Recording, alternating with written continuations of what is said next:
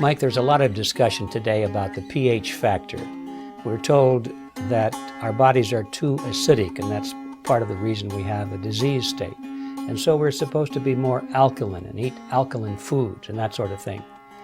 And yet we also know that the stomach is acidic, and we need acid in the stomach. So there seems to be a conflict there.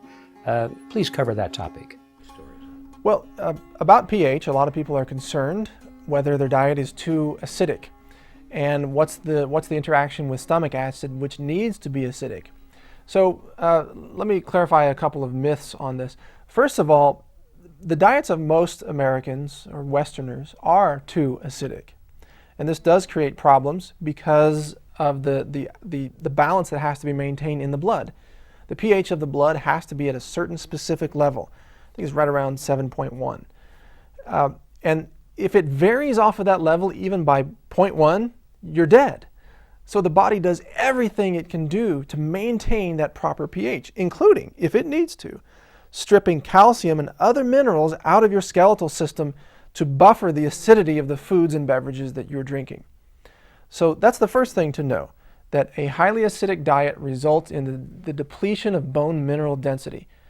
The consumption of soft drinks and tea and refined sugars is, in my opinion, one of the most prominent causes of osteoporosis and osteomalacia, and leading to hip fractures, of course.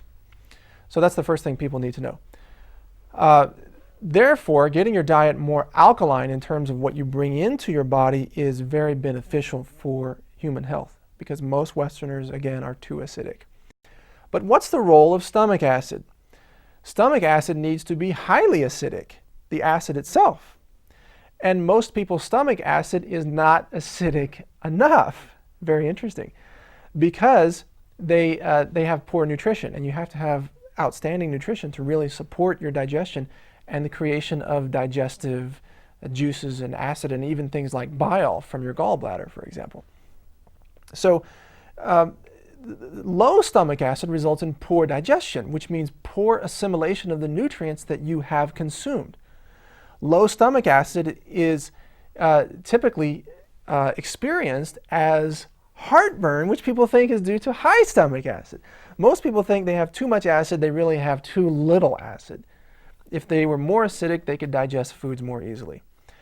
This problem is especially prevalent in people over 50 years old, for example. The production of hydrochloric acid in the stomach tends to drop off with age. And thus, the older people get, the less they are able to assimilate the foods and nutrients they're consuming, especially the minerals, because the minerals require very high stomach acid for assimilation. So elderly people, like people you might find in nursing homes, for example, they're eating a really bad diet at that nursing home, not very nutritious food at all, and they suffer from very low stomach acid, so they really die from malnutrition. They're not dying from a heart attack or liver failure or kidney failure. They're dying from malnutrition. If they could get the stomach acid back up and get the mineral intake back up and get the phytonutrients back in, they could be revitalized. There's no reason why we can't live to be 100 with our full mental faculties and with good health and good energy. There's no reason why we can't do that. But we have to be able to assimilate nutrients if we're going to live to be 100. So, one of the things that people need to do is bring their stomach acid up, but not artificially, not by swallowing acidic substances. That doesn't make any sense. But by supporting stomach acid production. I mentioned earlier, one way to do this is to drink celery juice on a daily basis. Celery juice, raw celery juice, supports the production of stomach acid.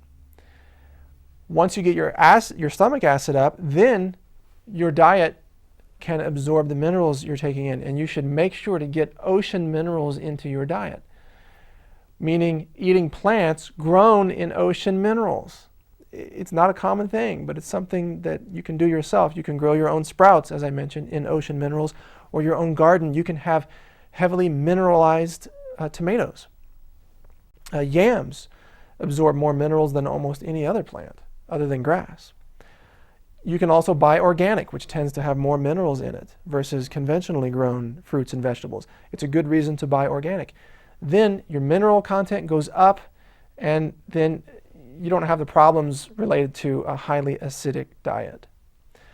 Also, another quick tip is if you consume mineral supplements, do not consume those with alkaline supplements because they have the opposite effect.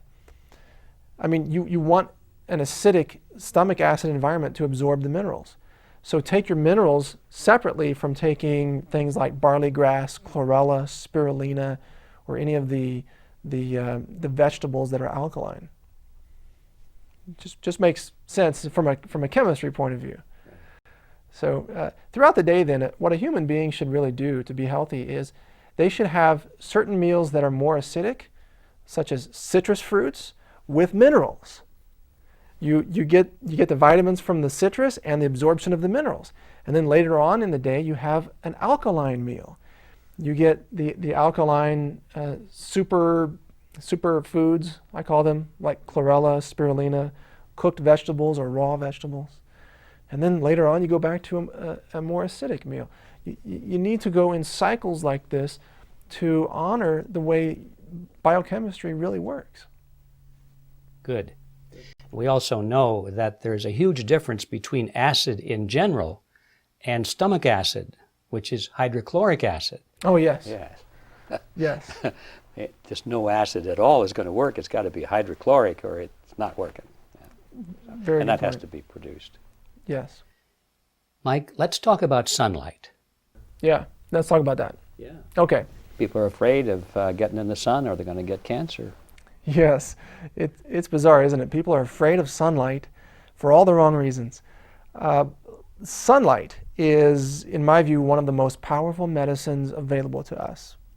It's free of charge, which is one reason it's not really promoted, but one reason I love to talk about it. Sunlight works with your skin to generate the most powerful medicine in the world, vitamin D. When the rays of sun actually touch your skin as an organ produces vitamin D. This vitamin D is then processed through your liver and other organs to create the biological forms of vitamin D that you need. I'm simplifying this. This vitamin D is then used to regulate the growth of cells in your body. So vitamin D halts the growth of breast cancer, prostate cancer tumors.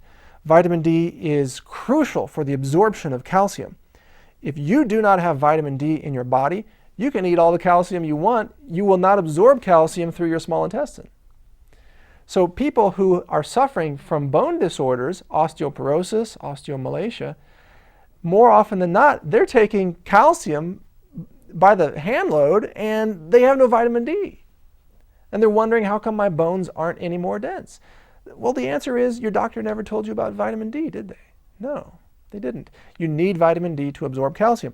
So vitamin D promotes a strong skeletal system and bone mineral density. I have the highest bone mineral density that this one practitioner where I got it measured had ever seen. He said, you have the bone mineral density of like a 19-year-old gymnast girl or something. He said, how do you do that? I said, it's sunlight. It's very simple. Sunlight and exercise. Now, but back to sunlight. Here's another myth. We are taught that sunlight causes cancer. It's a myth, and it's a bit complex, but here's how it works. Ultraviolet radiation, the UV rays, are both a blessing and a curse. They're a blessing in that they heal us by creating vitamin D. We need exposure to ultraviolet light to be healthy. Ultraviolet light, though, in excess, can promote mutations in the DNA of our blood and our organs. So too much ultraviolet radiation is harmful. It's like many things. You want to be in the sweet spot, not too much, not too little. Most people have far too little. The dermatology industry has scared everybody into slathering themselves up with sunscreen. Sunscreen, which, by the way, not only blocks the absorption of ultraviolet radiation that promotes vitamin D, that promotes the prevention of cancer, sunscreens also contain toxic chemicals. They contain fragrance chemicals, usually, fragrance chemicals that have never been approved by the FDA that promote liver cancer. So sunscreen actually causes cancer, and it prevents the prevention of cancer that you would get from sunlight. But then people say, wait a minute, what about sunburns? Sunscreen prevents sunburns, right? Well, yes, but there's another way to prevent sunburns. A much better way to prevent sunburns. It's called internal nutritional sunscreen. When you eat a diet high in berries, like blueberries, raspberries, cranberries, or in certain antioxidants such as the zeaxanthins, or there's a product out there called astaxanthin. It's derived from microalgae, and it's also present in shellfish like shrimp. It's the red coloring in shrimp. It's also found in the red coloring in salmon, for example. It's just another example of the medicine in your food. Well, this astaxanthin or these zeaxanthins get assimilated by your system, and they become embedded in the tissues of your skin, and they function as a natural sunscreen. All of a sudden, you absorb the ultraviolet radiation that you need to halt cancer and promote healthy bones, but you block too much because you have the internal sunscreen built into your tissues due to the antioxidants that you have been eating on a regular basis. Isn't it amazing how nature has already solved these problems for us? Guess what? We don't need to buy sunscreen. We don't need cancer treatments. You know, what we need is sunlight and healthy foods. You do those two things in combination, you're in great shape. Personal experience. When I was younger, I was teased as the guy who would sunburn in 30 minutes. I grew up in the Midwest, and sun touching my skin, it was evil, you know, because I had a terrible diet. I would burn so easily, and the burns would be quite bad. Once I got healthy, I noticed that the sun didn't burn me anymore. And now I live in the desert in Arizona. In the middle of the summer, I will often go running out through the desert at the peak of day. I mean, when it's 105 degrees out. I'll carry my water, a pair of shorts, and my tennis shoes. That's it. You know, I don't have a shirt on at all. I don't wear any sunscreen. Do I get sunburned? Nope. Do I have skin cancer? Nope. Do I believe dermatologists? Absolutely not. They only tell you part of the story. They never tell you that antioxidants can protect you from skin cancer. That's the real answer to skin cancer. So you need sunlight. We need it as human beings. I mean, do you think our ancestors lived under fluorescent lighting? Of course not. Did our ancestors hide indoors all the time? Of course not. Our ancestors lived under the sun. What an amazing idea that the sun could actually be helpful to us. And we have been almost hypnotized to fear the sun in a cult-like manner. It's almost like we've been told that the sun is evil, avoid the sun, it will kill you. I beg to differ. The sun is the source of all life that you see on this planet. Plants would not exist without sun. Humans could not live without the energy provided by the sun because we eat the plants and we eat the animals that live off the plants. We wouldn't even have oil without sunlight. Oil is derived from sun on plants hundreds of thousands or millions of years ago. Nothing would exist on this planet in terms of life without the sun. The sun brings all life to us, and yet we have been taught that sun will kill us. It is 180 degrees apart. That's how much conventional medicine has twisted the truths about natural healing. They've convinced us that something that will protect us from cancer will kill us. And by the way, this is why you never hear any information about sunlight or vitamin D. The gentleman who wrote the book, Dr. Michael Holick, he's the world's foremost expert on vitamin D. When he wrote the book on how important vitamin D is for our health, he was booted out of his job in the dermatology industry. They said, take a hike. We don't like your message. We got to sell sunscreen. That's what happens when you have your job at stake or your reputation at stake. You see, I have nothing at stake. You know, no one can fire me because I don't work for anybody. I work for the readers. I work for the people, you know, who can benefit from this information. So I can't be fired. And the sun, to me, I thank the sun every day. I wake up, I thank the sun for being there, for giving us this life. And I love it on my skin.